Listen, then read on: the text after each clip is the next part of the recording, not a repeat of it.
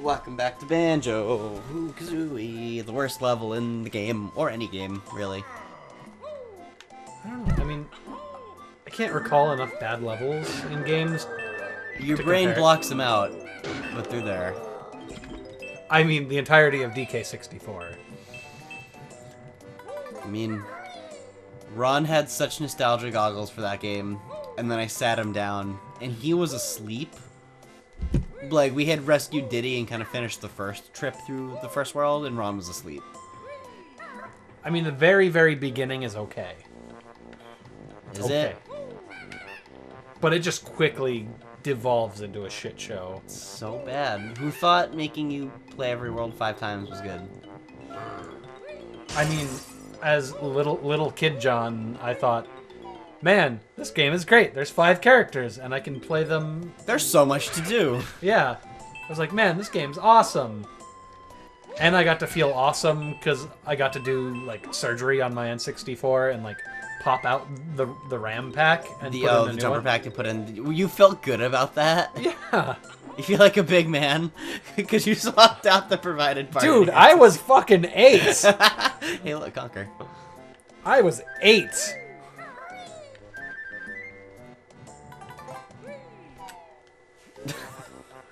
This isn't like... Did you ever have one of the cool little tools that they put out to let you easily pop those Yeah, out? it came with the game. Did it? Yeah. Because I don't remember. I remember having to do it the hard way, which means either I lost mine immediately, Which is very uncharacteristic is- of you.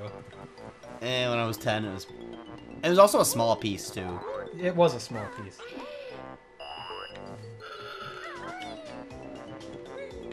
So yeah, in most of the weird references to other Nintendo stuff in this game, like there were a lot of other posters and things like that in certain areas, like the Conquer one, Uh-huh. were changed to be Microsoft properties. Oh. The only thing that didn't change was the Game Boy in the file select. Oh, I'm sorry, I was 9 years old when I got it. There you go. Don't lie to me. I don't know, it was just really interesting to me as a 9-year-old that it was like, Whoa. I had to replace a part on my machine. Remember, that game was too big Yeah. for one N64 to handle. It was just too much. It was like, fuck, man. We need more RAM for this system. So we have to go inside the ship a little bit. And the switch, I think it's permanent. Yeah, so what that does is it lets the blades will periodically slow down, so you can get through them now. So I'm glad I did that first, because I would have forgotten. You know what would be a fun thing to do? Throw my copy of DK64 into a an fire? Yeah. Yeah. We should film us doing that after we're done. But it's worth, like, money.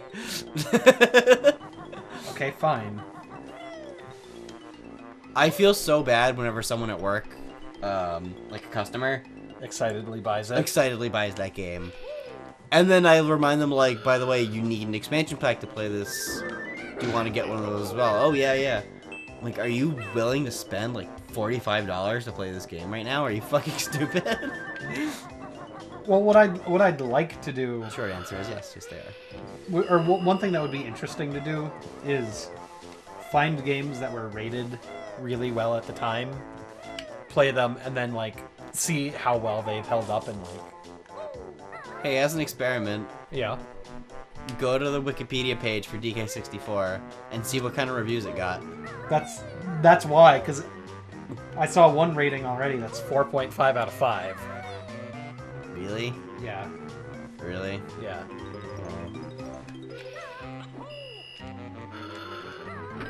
This one should open up the boss, I think. Let's see. Yeah, okay. So review scores.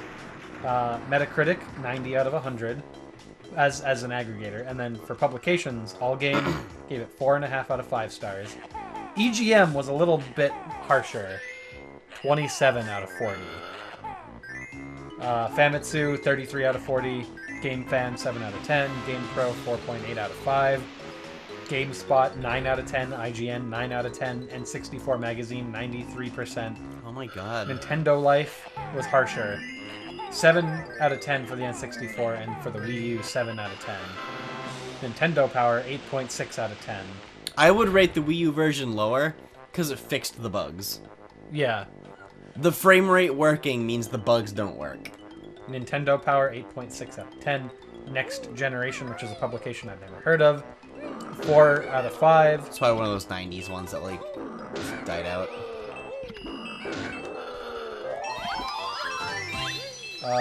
Like, speedruns of the game are fascinating because of how broken it is. Oh, yeah. But Let's see. I feel like when the only merit to your game is, man, the bugs are cool, is, like, kind of a problem. Oh, it won awards, too. No, what awards? It, Most for shittiest E3 award ever? 1999, it got Best Platformer by the critics. Oh my god. Nintendo Power Awards in 1999 gave it Best Overall Game, Best N64 Game, Best Adventure Game, Best Graphics, Best Music, and Best Sound. I'm so angry right now. You sound like it. I'm so livid. Can I get this? Can I get, speed? Barely. Just barely. Because I think this is... Oh no, it's just a G. Okay. We can get that after. Alright, let's go. Well, let me delve further. Oh, please. Game received universal acclaim according to video game review aggregator Metacritic. Nintendo's top seller for the console during the 1999 holiday season. Fucking serious? Fought off the new Sega Dreamcast. Wow, it killed the Dreamcast? Yeah. It's the reason why that beautiful system fucking tanked. Let's see. Oh, that's really Sold upsetting. over 2.3 million units in the holiday season. So this is the boss. IGN described it as the biggest and most ambitious title on the N64 as of its release, but very similar to Banjo-Kazooie in its platforming and puzzle design. Similarities between the two games and their themes was a common refrain among reviewers. However, reviewers criticized or had little praise for the game's emphasis on collecting items and backtracking. Or as Next Generation put it, an interactive egg hunt. Developer GM charged it had fallen into a predictable formula of collecting multiple sets of items and collecting them all for a special ending. Try to find out interesting stuff. In retrospective reviews, Nintendo Life forthrightly called the amount of objects to collect excessive and repetitive. Backtracking could be reduced, for example, if the player could switch between characters at any time. That is fucking true. Like if you could just pause and do it. Yeah. Reviewers noted the game's size and length. Yeah, but then, because they designed it around that too. Like the crushes that have the blueprint pieces. Yep. Like if you had to like switch to a Kong, like approach thing, oh, I'm on the wrong Kong, pause, switch, change it. Like why is he even there? Yeah. At that point. IGN called it Rare's War and Peace, with an estimated 30 hours in basic gameplay. That's funny. Big is an understatement, wrote Game Fan. The adventure found within is mastodonic. I can't really tell if that's an insult or not. Both good and bad. It's funny. Mastodonic.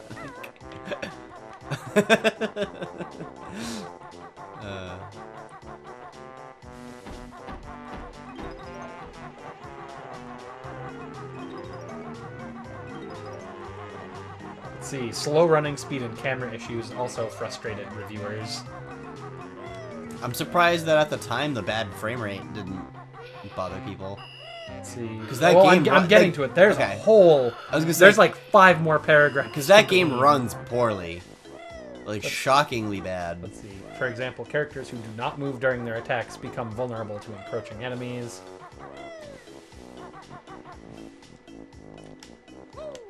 Expanded memory resources. Reviewers felt that the game's visuals were only marginally, if at all, better than its contemporaries, such as the previous year's Banjo-Kazooie. So this came out after Kazooie, but before Tooie? Yeah. Which is weird that they stumbled so hard, because Tooie was great. So it's kind of like a... Like, what happened? Uh-oh. Okay, so reviewers noted graphical difficulties even with the extra memory, such as frame rate slowdowns. and distant features not appearing in any detail.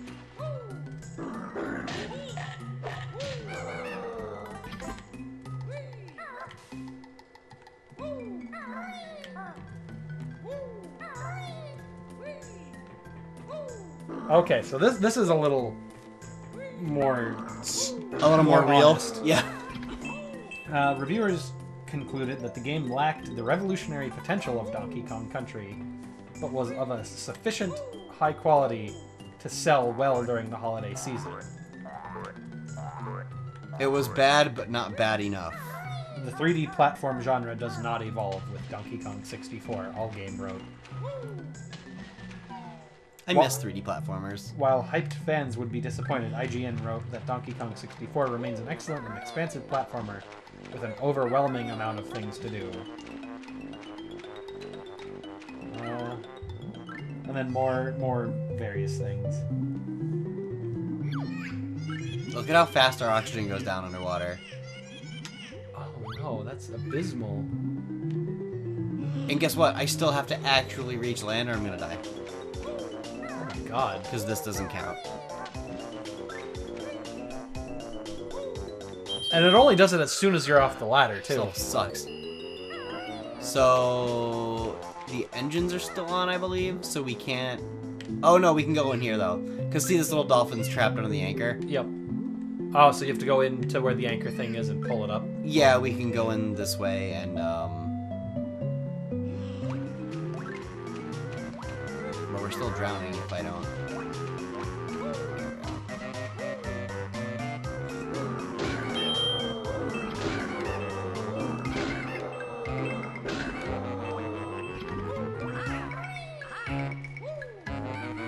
Oh no! So, as part of like a retrospective review, who said it? Okay, so there's quotes. Oh, EGM. So as Super Mario 64 breathed life into the 3D platforming genre, Electronic Gaming Monthly wrote, Donkey Kong 64 sucked it all out. Leaving only the withered husk behind. Wow, that's harsh but fair.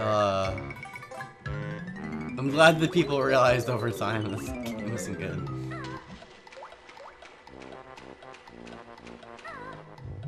Okay, so we saved the dolphin. This one was easy, because then it just leaves a Jiggy on the floor. Apparently the DK rap had really bad reception. The DK rap was a joke. Yeah, of and course. Grant Kirkhope was like, you weren't... That wasn't... No. He's like, I wrote that as a joke. You weren't supposed to put that in the game. I mean, it's funny. So it's his fault, but he didn't intend, I don't think, for it to actually get used over a such decade way. after the game's release, Grant Kirkhope said that the DK rap, while unfashionable at first, was enjoying a resurgence in popularity. So that's one thing you, dear viewers, have to look forward to in the future. Us suffering through this Holy shit, I keep getting... this game that has aged Why does it super do poorly. that? Why you do that? To Why? fuck players up. This looks like a fake window. Nope. Bamboozled again. Okay, whatever.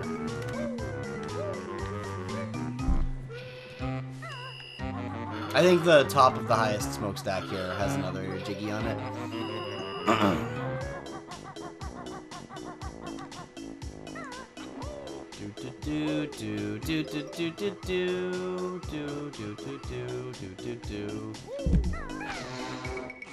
So now that Diana's been here, since she was on the last couple of episodes with her sister, she also wants to try LPing. And she's like, I don't know how to do it. I want to do it, but I need games and a computer and stuff to do it on. It's still not fair. Her one wine video has like 1,700 views, and she accrued most of them in the first couple of days. Yeah. Oh my god, do you get hurt if you If you fuck up? fail, yes. What? I think it's just 1-1. Shit. Fuck. 3, 1, 2.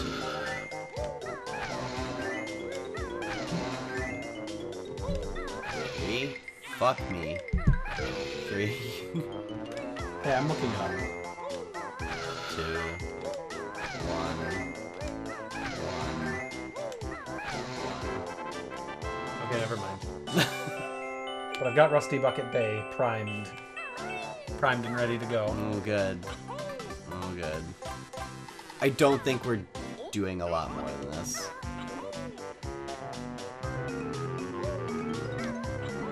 Because the top of the smokestacks, I think, has one. And since we slowed down the blades, we can go inside and carefully navigate to those. Look at that. Imagine if you just somehow randomly died at 78 notes and you're like, fuck. Because each little inner bit of the ship that has notes, guess what? They come back. You want it because it was high score based, so you had to go back and get all the notes again. Look how thin that platform is. God, that is a texture. Just laid flat. That's not. Yeah. That's not an object. No, it's not. It is zero thick. Like if you. Oh no! Oh. That's fine though. Yeah, if you viewed that straight on, you would not see it.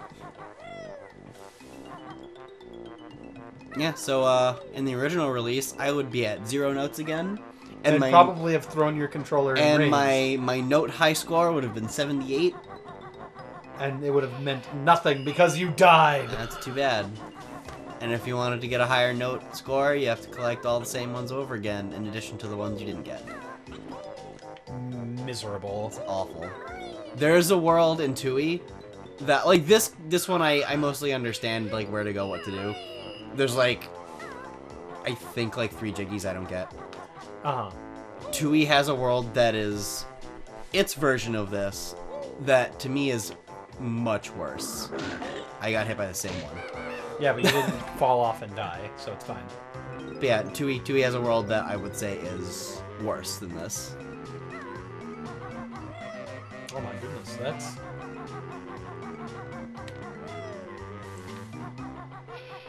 I don't know if I believe you. It is a world called Grunty Industries. It is a big, multi-floored factory. Oh. Okay, I guess I believe you now. It's very confusing. What? Whoa. Those ships were blinking in and out of existence while you were jumping. Don't think about it. But no, anything with the name Factory, I definitely believe it's like a 4 or 5 is a floor, shit show. very confusing factory level. We probably took a bunch of cues from DK64's factory level. Shut up, though. Oh my god, I forgot about that, too. Yeah. You're gonna have to suffer through that. So I don't remember how to get inside the ship.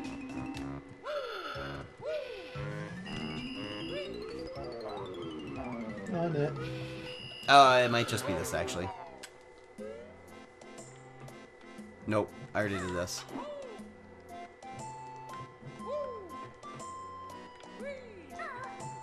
So yeah, we have to get inside the ship now to get the last jiggy that I can muster the strength to get before I just have to leave this place.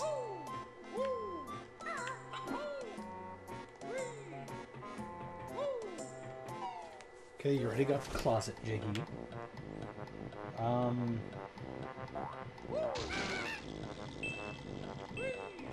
Have you already been in a giant room that's been ringed with eggs? Let me see a picture. Lots of explosive boxes. Yes, we fought that. That was the King Boombox boss, whatever it was called. Oh, this might be it. I wonder if that was one.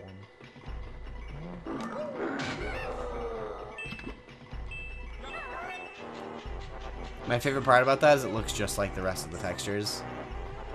Ah. Yes, this is what I wanted. We're good. Also, there's an obvious honeycomb up there. I see.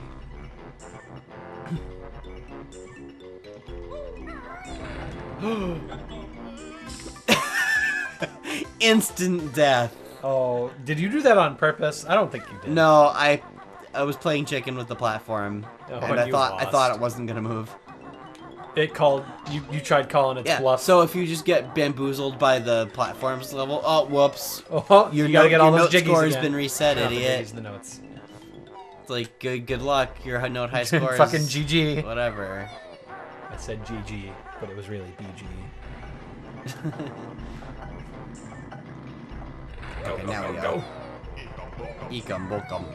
I think we have more than enough Ecum Bokums for the last transformation. So these will periodically slow down. I see. Because of the switch we hit. I see.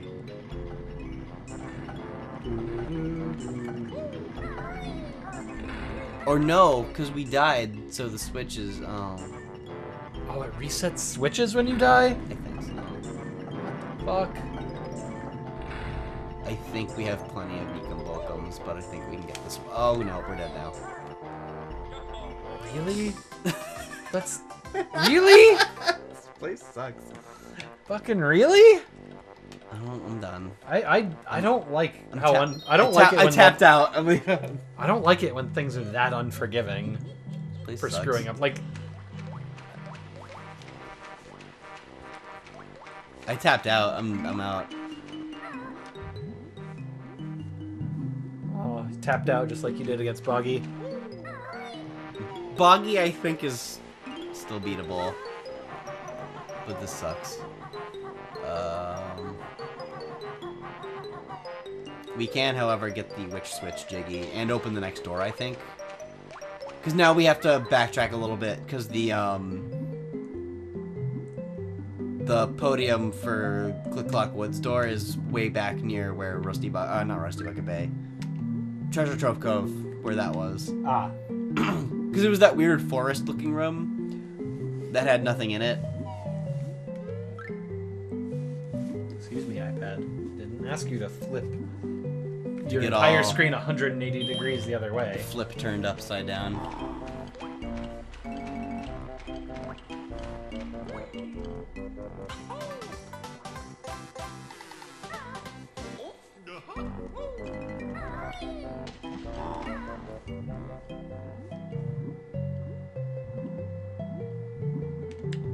Oops, I can't see anything.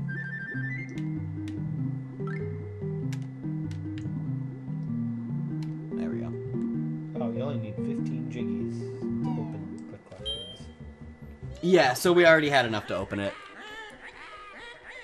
You side with Banjo but change tack. Imagine you on Grunty's back. I don't think I want to. You don't want to be on Grunty's back? I don't want to Let's imagine talk more about Grunty's back next time. it.